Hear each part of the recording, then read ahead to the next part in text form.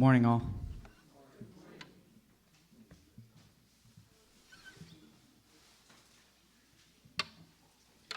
So, wasn't planning on playing today. I got asked just a few days ago. I think they didn't have anybody, so swung in like a songwriting superhero to be here this morning. And I picked 4 songs that are originals that I wrote that are on an album I've been working on for about a year now. I started writing them on this guitar that I picked up at a garage sale. It was kind of like tuned real low and like this full step down, a little. Not that any of that matters, but so anyways, I hope you enjoy these songs. I think I played at the coffee hour thing they had here, a couple of these, but not all of them. I hope you guys that I can share the actual finished product with you too, here shortly and soon in the near future. So this song's called "The Hours Go."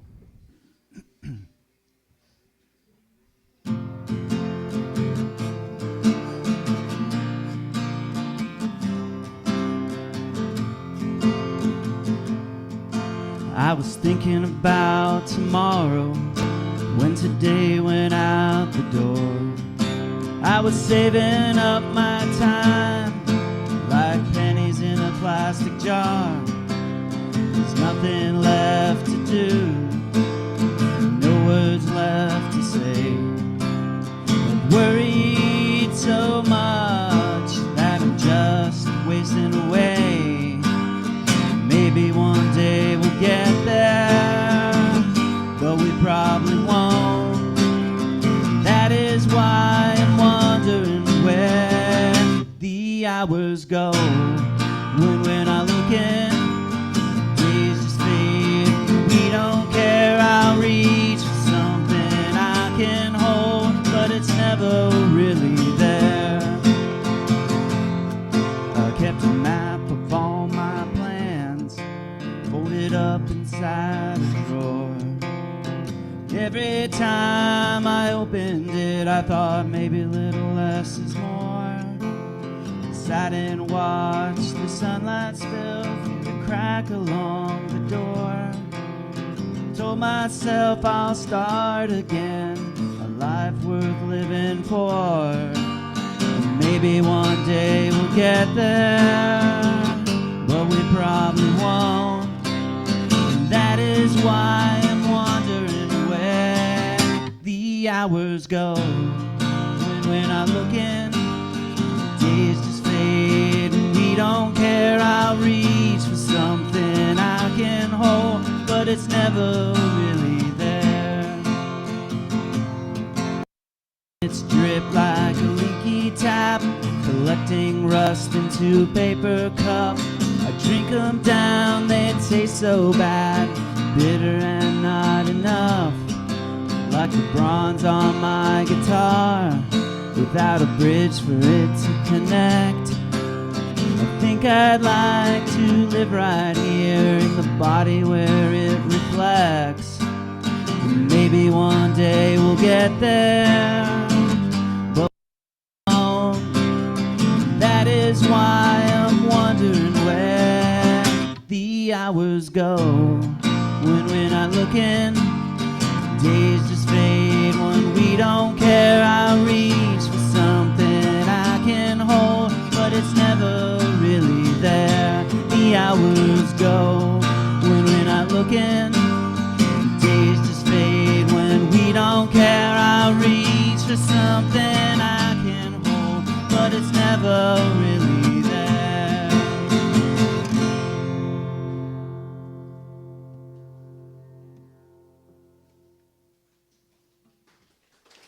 Thank you.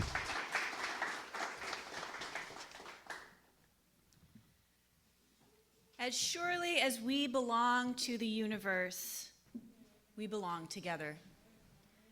We join here to transcend the isolated self, to reconnect, to know ourselves, to be at home, here on earth, under the stars and linked with each other.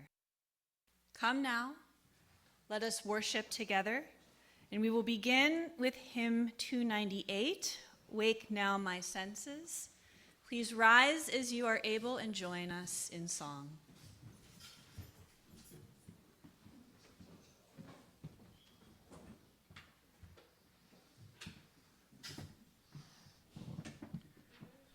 And I am today's piano-playing anti-hero. So bear with us.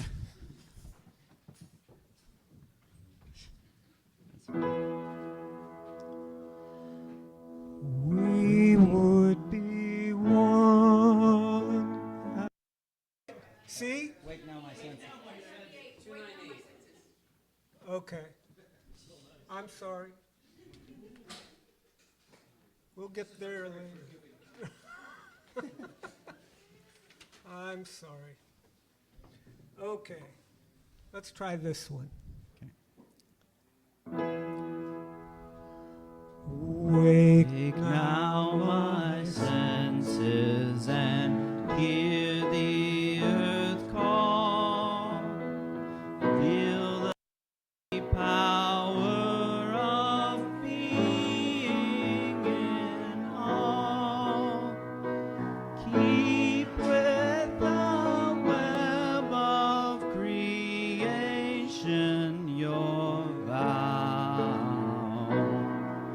Giving, leaving as love shows us how. Wake now my reason, reach out to the new. Join with each pilgrim who quests for the true. On earth the beauty and wisdom of time. Thy limit and praise thee sublime. Wake now, compassion, give heed to the cry. Suffering, fill the sky. Take as your neighbor both stranger and friend. Praying and striving their hardship to end.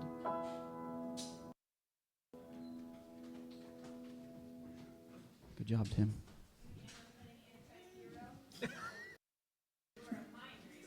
I was going to say, we don't need to do all 5 verses. 3 is fine. So thank you for picking up on that. So welcome and good morning. We bid you welcome those who come with weary spirit seeking rest, who come with hope in your heart, who are seekers perhaps of a new faith, or who enter this hall as a homecoming. Whoever you are, wherever you are on your journey, we bid you welcome to the Unitarian Universalist Church of Youngstown. My name is Sarah Lowry, and I want to extend a special welcome to those who are here visiting with us for the first or second time. We invite you to take a packet, which I believe is on the welcome table when you walked in, so that we can keep in touch. We also invite you to join us for refreshments after the service, where we will be happy to answer questions about church activities and programs. We do offer religious exploration classes for children and youth. Kathleen Hogue, over there, is our Director of Religious Exploration and can answer questions you have about UUYO programs for children, youth, and families. And once again, welcome. We're so glad that you're here. We do have a very important announcement from Ralph Malmer, if you would like to step up here, please.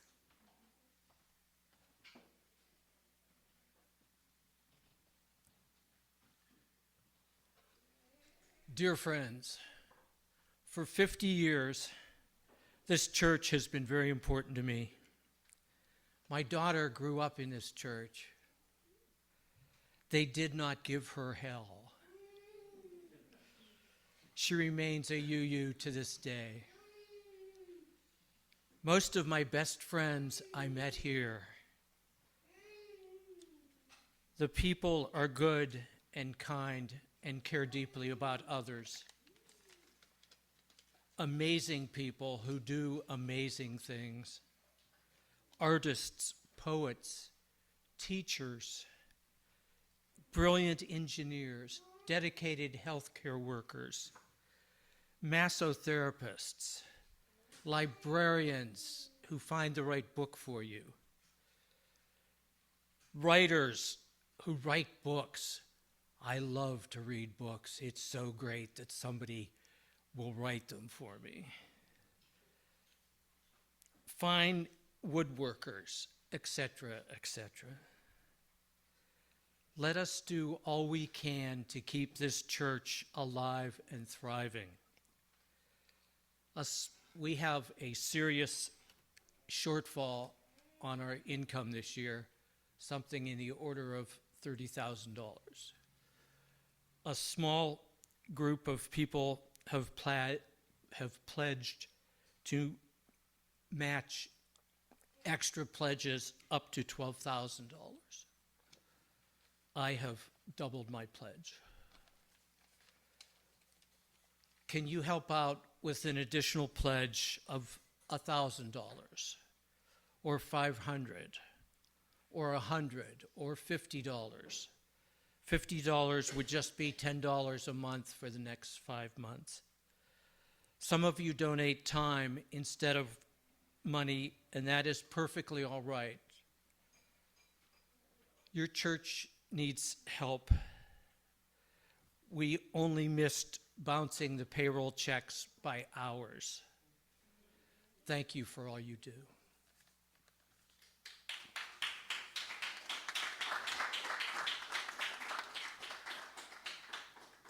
And I know Ralph's story is not the only one like it. I share a lot of what Ralph said. If you are interested, Ralph, if people are interested in additional contributions, who should they talk to? You can notify the secretary or me or any of the board members. We appreciate you considering. I've been coming for quite some time, not quite as many years as many of you in the room. But for every year that I've been here, I'm grateful that this place has been around, and I hope that it continues. A newer member is going to offer a chalice lighting this morning, so it is my pleasure to invite Chris Colon to share some words with us.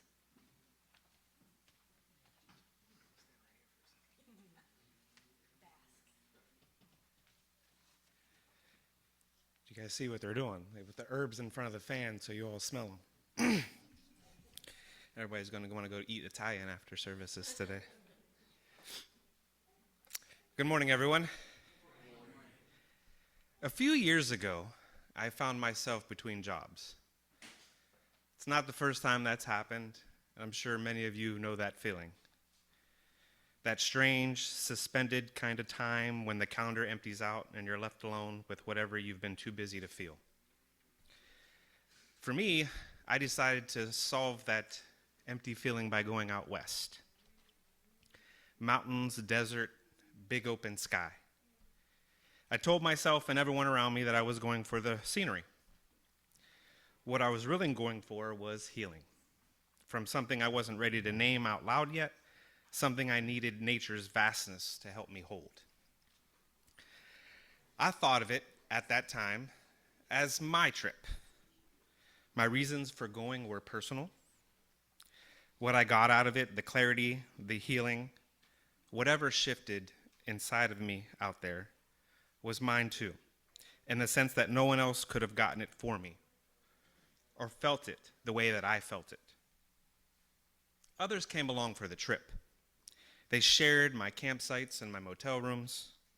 They hiked the same trails that I did, watched the same sunsets.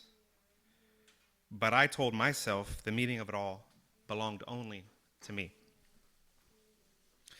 Except it didn't. Not really. Because the whole time I was out there working something out under that big sky, it didn't pause or wait for me. I had a child who was still growing, still needing things, still having a life, full of moments I wasn't there for in those 2 weeks, decisions being made without me, a world turning whether or not I was there to watch. I couldn't have that solitary reckoning in a vacuum because there was no vacuum. There was a whole home, a whole family, a whole set of relationships holding steady or shifting or struggling in my absence. My adventure only existed because other people's lives kept moving underneath it. That's what I kept coming back to when I think about this week's question. Is it even possible to choose an adventure for ourselves that doesn't involve bringing others along for the ride? I personally don't think it is. And not just because friends flew out there with me. It's that even the parts of the trip that felt most private, most mine, were only possible because someone else was carrying something back home so that I could go carry something else out west. My son's days didn't stop. My work life didn't stop. My spiritual life didn't stop. My absence was felt by someone, shaped someone, even as I was states away trying to shape myself back into the person who could function. I couldn't adventure alone, even when I was quite literally alone, on a trail, in the car, wherever it was, because the web didn't release me just because I've stepped outside of it and its visible threads. I think that's the quiet, humbling truth our principles are pointing to. We can have outcomes that are ours, griefs we process privately, clarity that we arrive at in solitude, healing that belongs to no one but us. But we can never fully extract ourselves from the web long enough to have those outcomes in isolation. Someone is always holding the other end of the line. Someone is always living a life shaped by our absence, our presence, or our choices, whether we're thinking of them in that moment or not. So, out there, out west, sitting by the campfires, believing for a moment that it was just about me, I think about what was happening back home in that very same hour. My son, my friends, my family, all growing up a little bit more without me watching. The web, quietly doing what webs do, whether I was paying attention to it or not. That, I think, is the real invitation this morning. Not to feel guilty for needing our own adventures, our own private reckonings, but to hold, honestly, we've never taken them alone. Someone is always back home. Someone is always affected. The web doesn't let go of us, and even when we think we've slipped its edge. This morning, we're going to light this challenge for every adventure that we thought was ours alone, and for everyone back home who's living their own story in the space we left behind.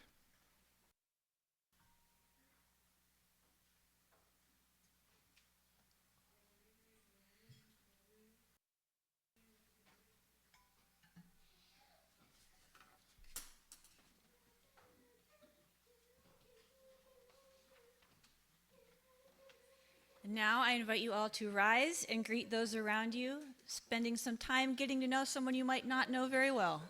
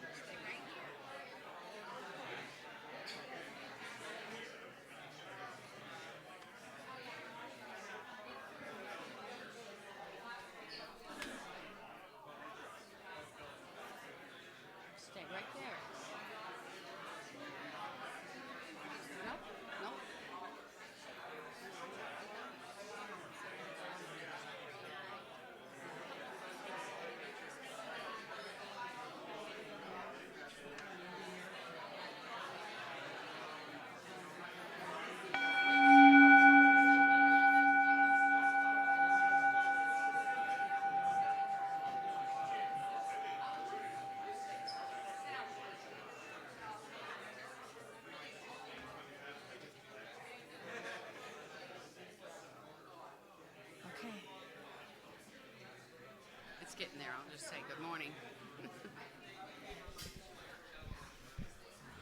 Good morning. So before I get to our story today, I'd like to tell you about a new curriculum that we're going to start as part of our whole church RE that you guys all heard about before. We'll write all that up for you so you can see it again, okay? So the curriculum is called Crossing Paths, and it's based on neighboring faiths. How many of you have heard of neighboring faiths? Back there, Karen, no big surprise. So the Unitarian Universalist Association, their writers have written up a new version of it, and so we're going to try that out. It's kind of like a pilot. And basically what happens is you spend a couple of Sundays, or whatever day you're doing it, learning about a different religion. And then the next Sunday or Saturday when their services are, you will go to that different religion's congregation, and you will experience a service and commune with their people. And so the really cool thing about this, why I'm telling you about this, is because it's for everybody. It's not just for children.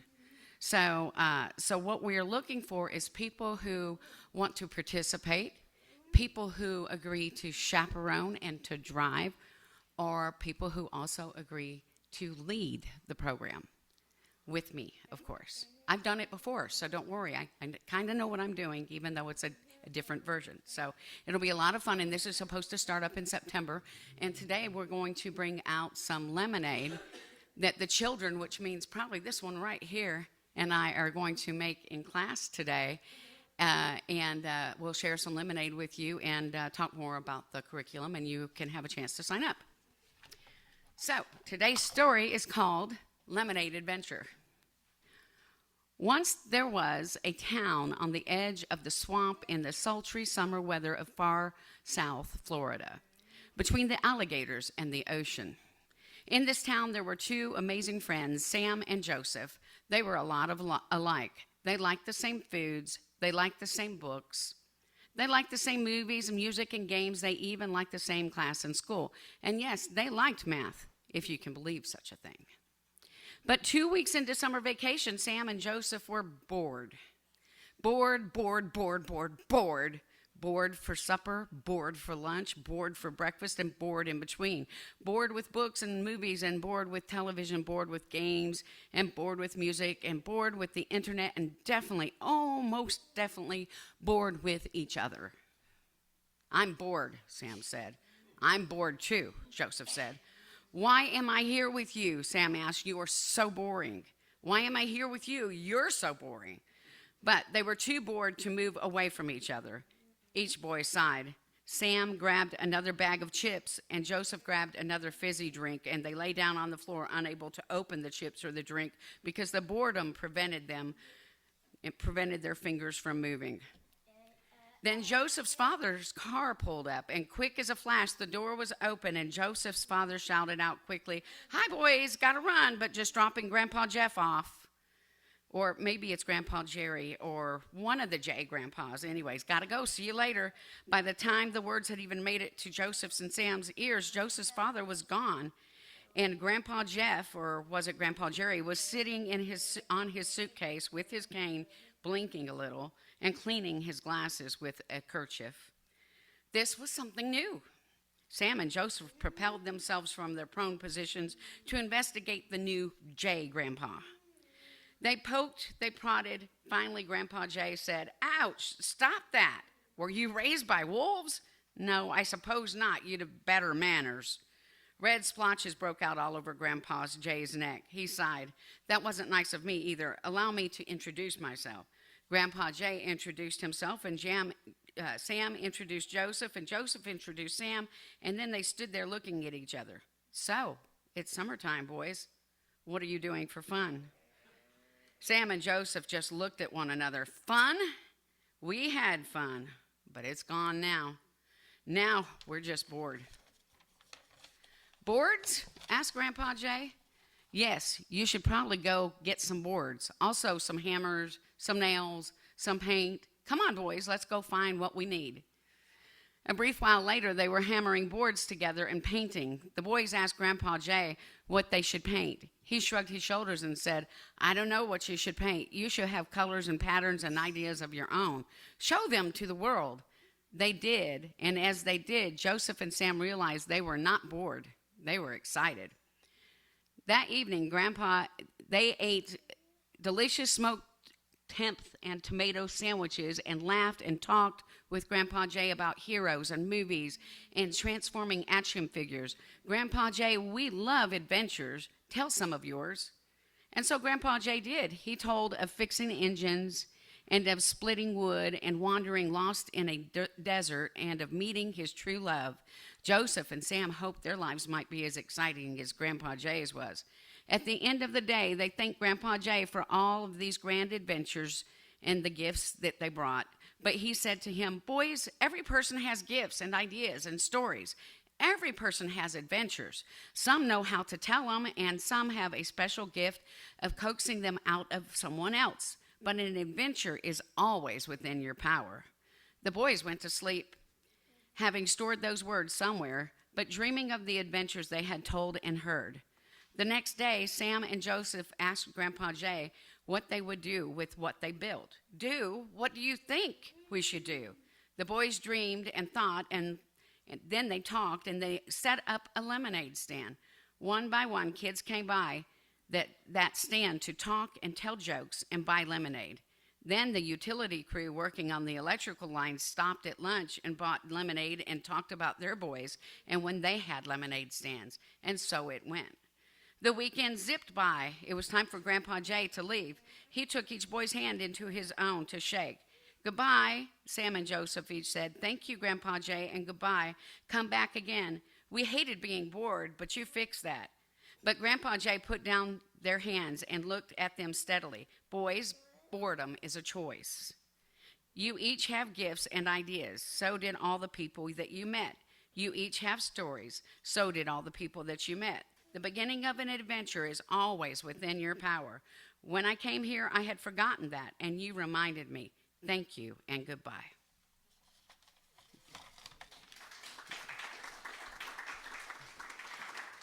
So now let's read our covenant together. It's in your order of service. Hopefully I'll remember it after a month of being away. Love is the spirit of this church, and service its law. This is our great covenant, to dwell together in peace, to seek the truth in love, and to help one another. And go ahead and sing Amari and I out. We're going to go to the classroom and make some lemonade. Hello? Go now in peace.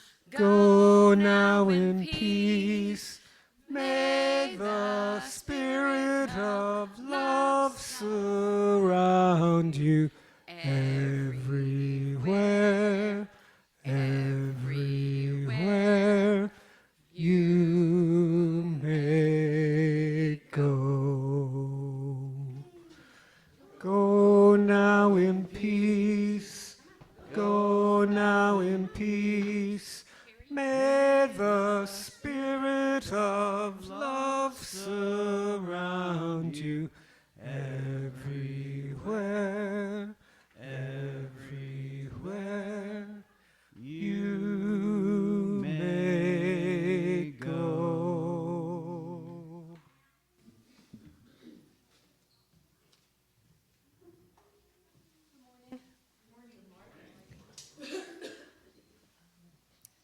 Each month, we share our non-pledged collection with an organization that is involved in making our community and UUYO a better place.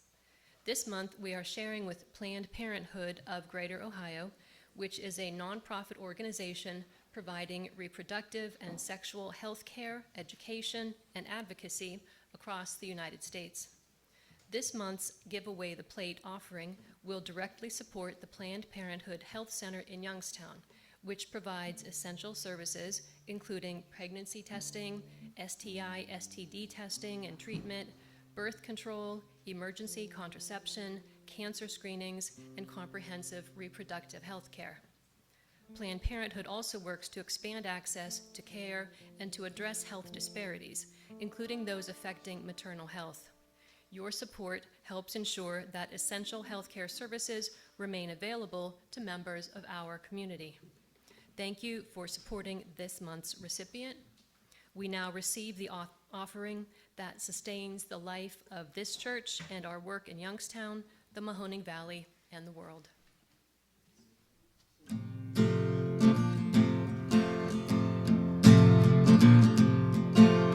Many songs on the radio tell a tale of hearts gone broke, feeling cuts right through the smoke.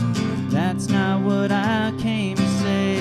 Love you like I did that day when we kissed in pouring rain. It's different now, but just as true, stronger than we ever knew. You complete me like an olive in a glass of gin. You make me feel like $1,000,000 sometimes. When the fog rolls in, we're thinking it again. I don't worry, 'cause I'm still with you.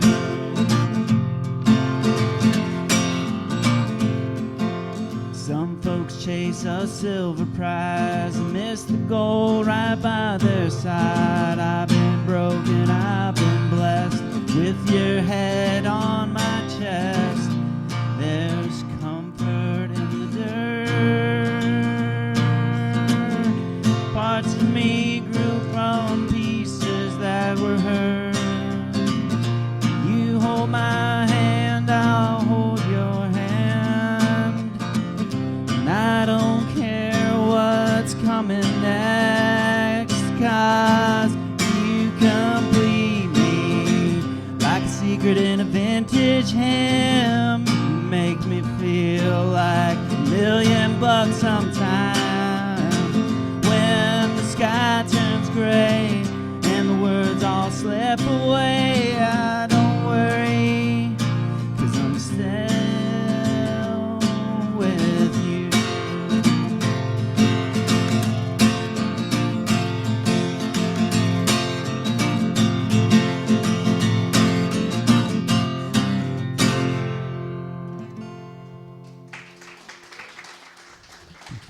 Thank you. I now invite you to get cozy in your seat. I think there's cushions on all of them, so sink in a little bit. Feet on the ground, soften your gaze, close your eyes. I hope the scent of the basil and sage is making its way back to you. But focus on something that you can sense, something you can hear, feel, smell.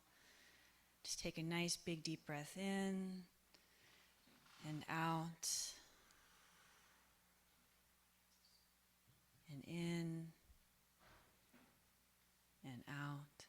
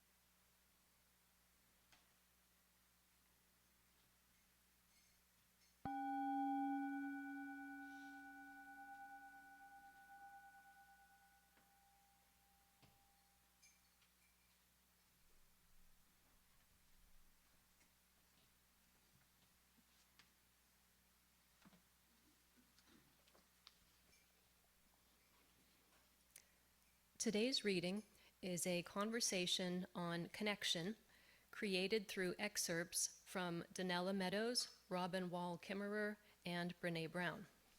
First, Donella Meadows. A system must consist of three things: elements, interconnections, and a function or purpose. We can't impose our will on a system. We can listen to what the system tells us and discover how its properties and our values can work together to bring forth something much better than could ever be produced by our will alone. While we can't control systems or figure them out, we can dance with them. System wisdom. Listen to the wisdom of the system. Stay humble, stay a learner.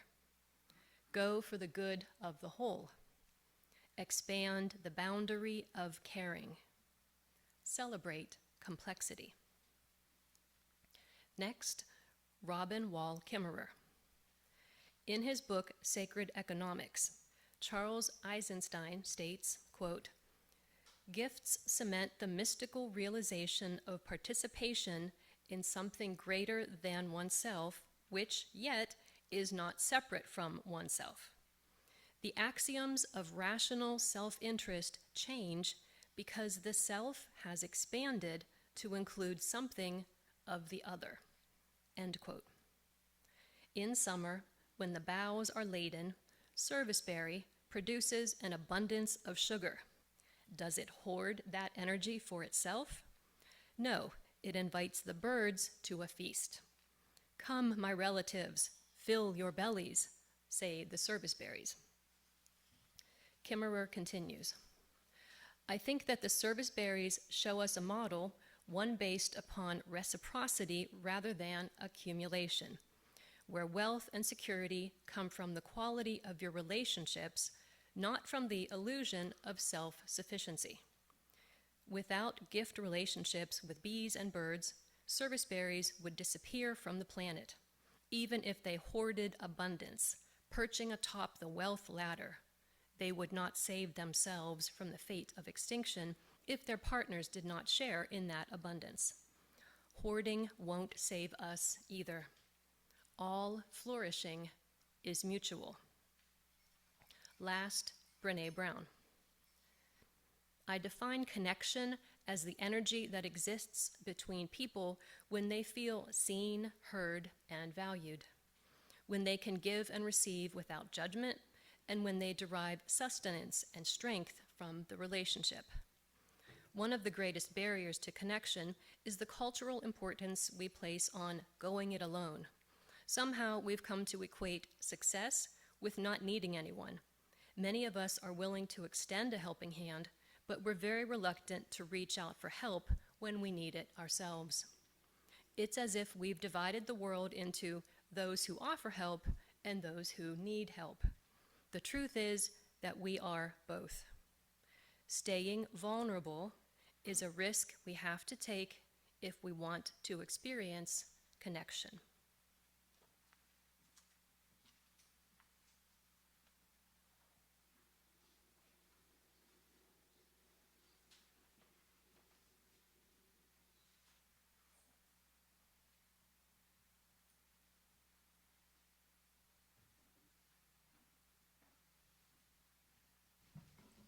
I didn't know you were going to talk about sitting around a campfire,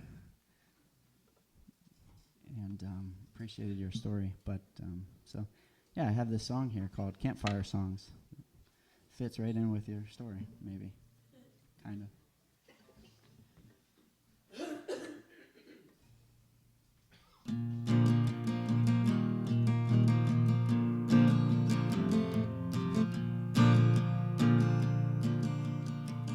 Throwing all the songs I've written to the campfire, ashes rising like ghosts in the night. Listen to the critic in my head, he's a liar, but I let him tell me give up the fight. I've been burning down the pages, I've been tearing up the rhyme.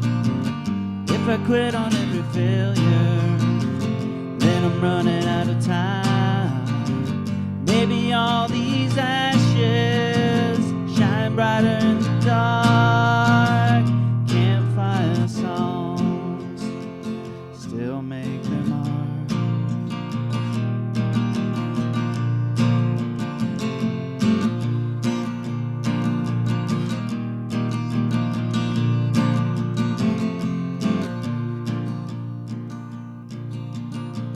Throwing all the things I saved into the scrap pile, memories and melodies I'll never play again. Thinking maybe silence might be worth a while. Every chorus tried to find its way in. I've been burning down the pages, I've been tearing up the rhyme. If I quit on every failure, then I'm running out of time.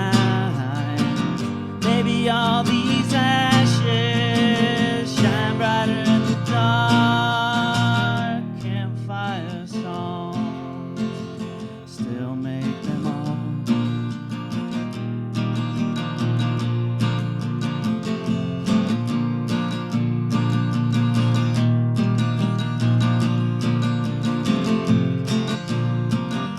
Even if the fire dies low, even if the voice says no, smoke carries a piece of my soul in the embers glow. I've been burning down the pages, I've been tearing up the rhyme. If I quit on every failure, well, I'm running out of time. Maybe all these ashes shine brighter in the dark. Campfire songs still make their mark.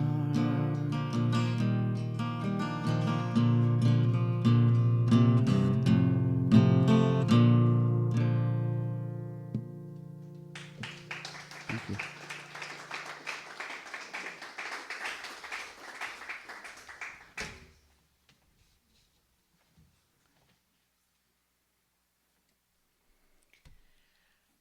So I turned my windowless office into a small salon. Not the cut and color kind, but the cultivated over time through various visual arts kind. Every piece of art was created by someone for some specific purpose, to deliver a specific message, to tell a specific story. One of these pieces, we're doing show and tell today, is a very simple inky blue line-a-cut print by OB Designs. Hannah, the artist, describes the inspiration for her art as having strong ties to relationships. She creates art that has to do with our relationship to the environment around us, to the creatures we share space with, and to each other. This piece consists of 3 rows: Canada geese flying in V formation, turtles marching their way across marshy ground, and fish swimming beneath the surface of a pondersome pond. There's a message at the very top that reads, "All flourishing is mutual." A reminder from Robin Wall Kimmerer in The Service Berry, Abundance and Reciprocity in the Natural World, that the fate of one group impacts and is dependent on the fate of the other. So goes the air dwellers, so goes the earth dwellers, so goes the water dwellers, and so on. We all go. Each creature and condition represented has a role to play, and while those roles are each very different, they are all essential. One is diminished without the others. UUYO is incredibly fortunate to have such a wealth of talents, as we are seeing today with our super and anti-hero musicians, who are also both clairvoyant somehow. We have such a wealth of talents, everything from stewardship to the worship arts to hospitality. Thank you all in the back for setting out such a lovely array of snacks and making coffee, which is so very critical to a good service, to making sure the building is welcoming, to social justice, religious exploration, and that's barely scratching the surface of what happens here. All of these elements, from the arts to excel, are essential to create the kind of community where we can all root and blossom. One of the reasons that Kimmerer's words have stayed with me is that they gently challenge one of the deepest stories that our culture tells us. From an early age, we are encouraged to imagine ourselves as the hero of our own story. We read choose your own adventure books, celebrate the self-made success stories, admire people who pull themselves up by their bootstraps. We talk about finding our own path, making our own way, and writing our own ending. And there's certainly wisdom in taking responsibility for our choices, but if we're honest, very few of our adventures are truly ever ours alone. The geese in Hannah's print don't arrive because one goose is especially strong. They take turns leading. Scientists have found that the V formation reduces wind resistance, so the flock can travel together farther than any one bird could alone. And I've experienced this scientific phenomenon of traveling faster in a group, but in my case, my wings are on two wheels. The turtles depend on healthy wetlands. The fish depend on clean water. The marsh depends on plants, microorganisms, insects, rainfall, and soil. None of these creatures flourish in isolation. They exist within a web of relationships, each influencing and sustaining others, ways both visible and invisible. All flourishing is mutual. And I've been doing a lot of thinking about systems, so Donella Meadows offers another way of describing this very same interconnected reality. She reminds us that a forest is not simply a collection of trees, just as a congregation is not simply a collection of people. What gives either one life is the relationship amongst each other. The health of the whole emerges from countless acts of connection, communication, adaptation, and care. It is subtle, but it is an important shift in thinking. When something goes wrong, our first instinct is to ask, well, who is responsible? Systems thinking invites us to ask a different question. What relationship is producing this outcome? Not because individuals don't matter, they do, but because individuals are always acting within groups, families, workplaces, neighborhoods, congregations. We inherit patterns, we reinforce or reshape them, and every choice becomes part of a larger story. That insight changed the way I think about community. Love isn't only something we feel, love is something that we organize and support. It lives in the habits we cultivate, the stories we tell, and the way we make decisions. The way we welcome newcomers, the way we repair relationships after they've been strained. Love is not only found in grand gestures, but in the quiet systems of care that remind people again and again and again that they belong.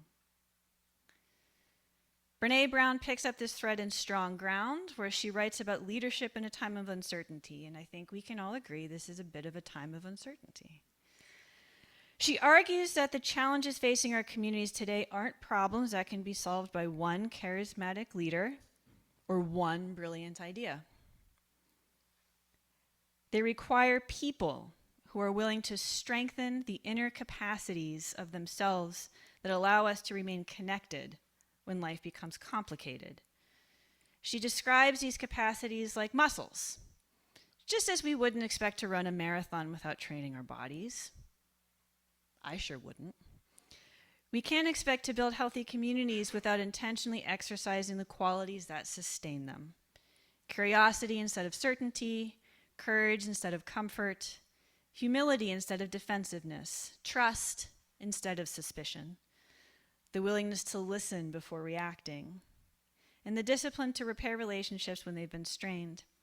These are not personality traits that some have and some don't. These are practices that become stronger the more we use them.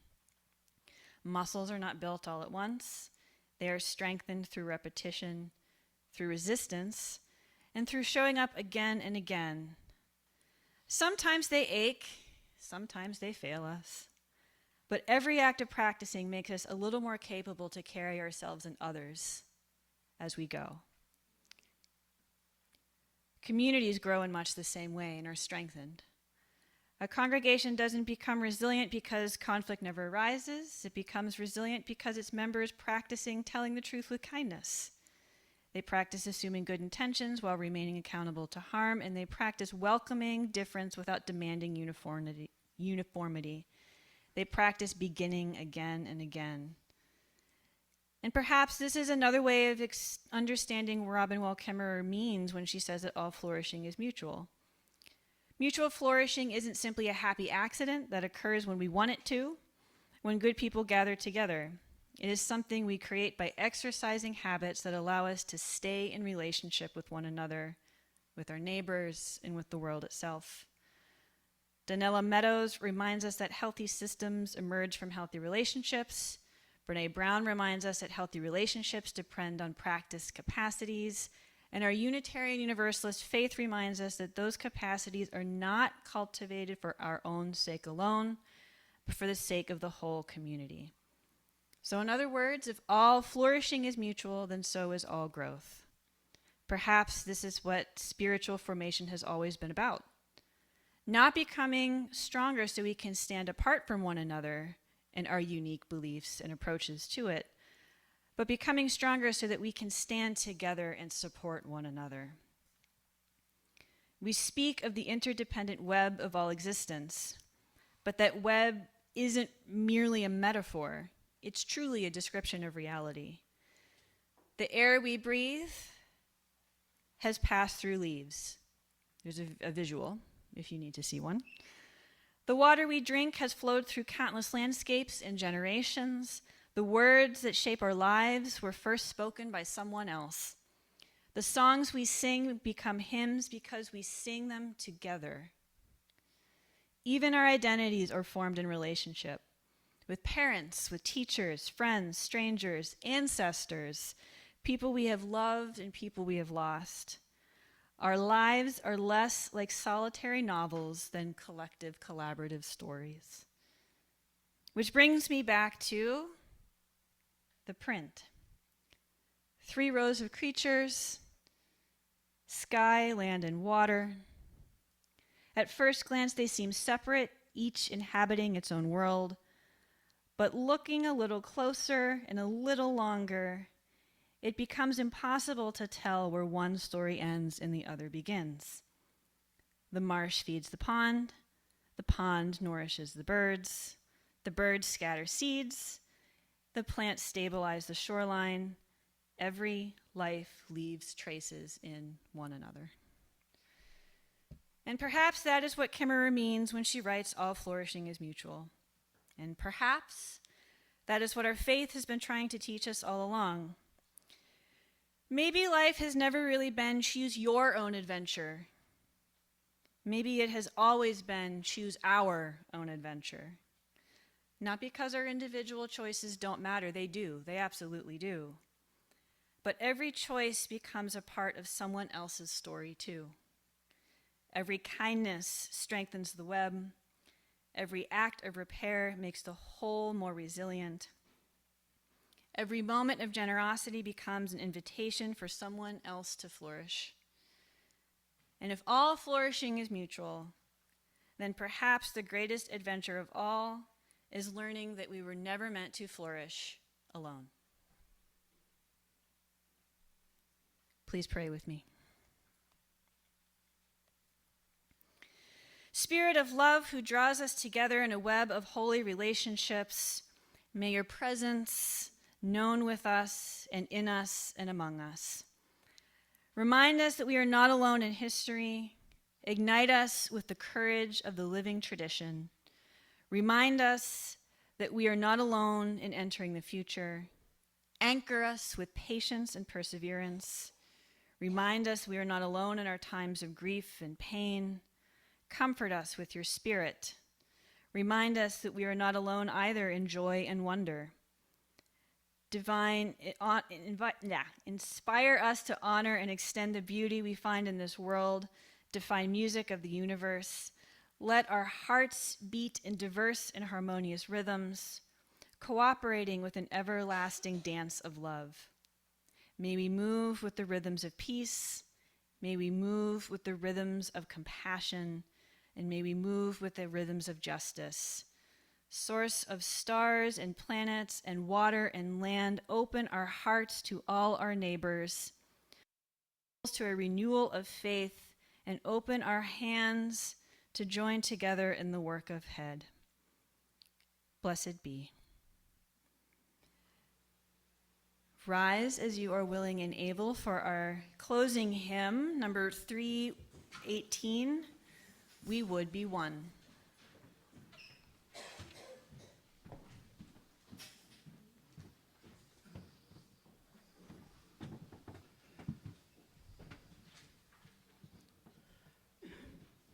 number 318.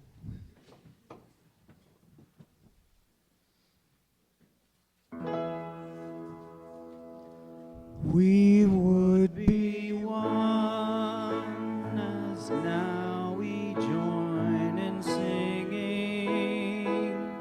our hymn of love to pledge ourselves anew to that high cause of greater understanding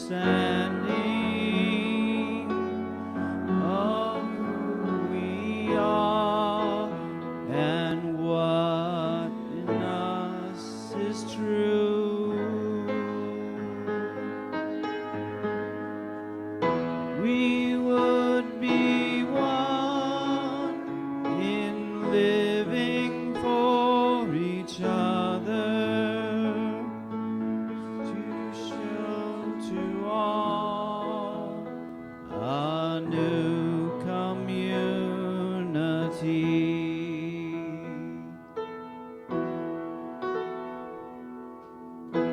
We would be one in building for tomorrow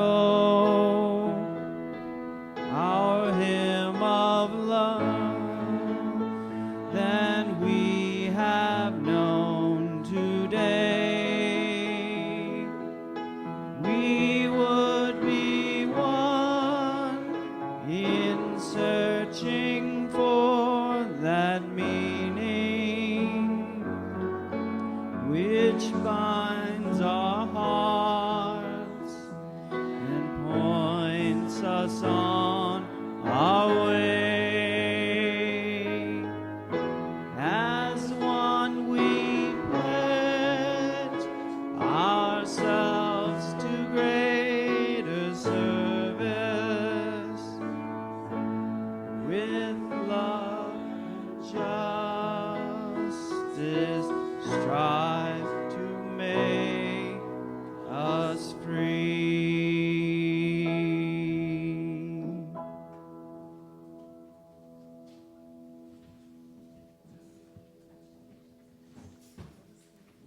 Well, that was lovely.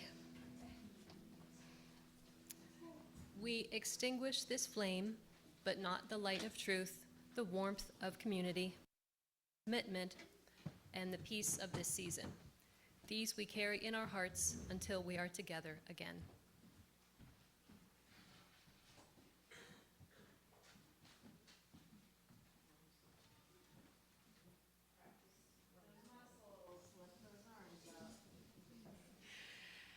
As you depart, or hopefully not right away, and you can stay with us for a little while, but please remember the one great fact that you are loved, we are loved, and never truly alone.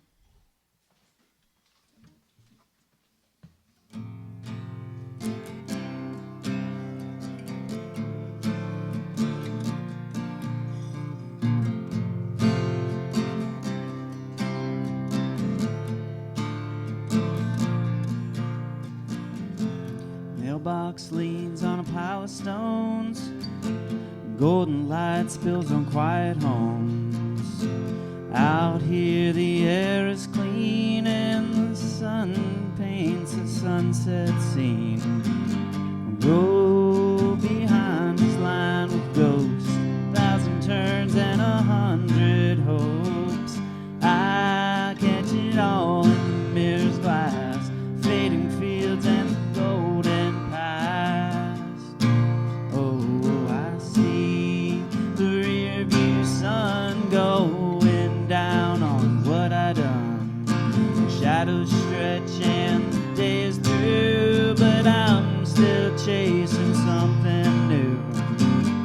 Oh, the rear view sun burning out on everyone. Trees sway like they know my name. The river rolls the rocks away. Gather round the fire's light till it's all just just out of sight. Road behind his line with ghosts, 1,000 turns and 100 hopes. I get it all, mirror's glass, fading fields and the golden past. Oh, I see the rearview sun going down on what I done.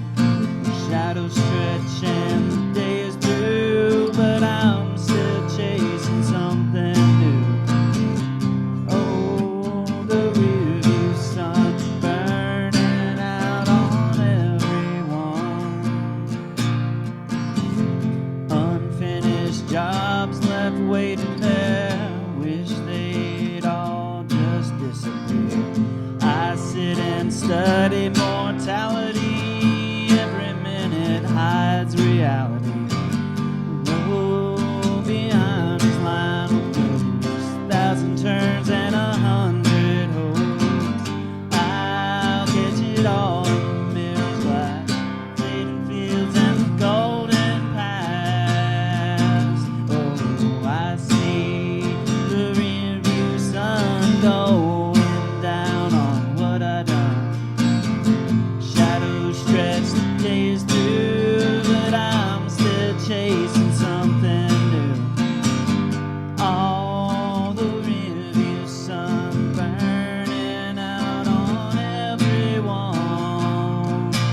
Oh, I see the rearview sun going down on what I done. Shadows stretch, the day is through, but I'm still chasing something new. Oh, the rearview sun burning out on everyone.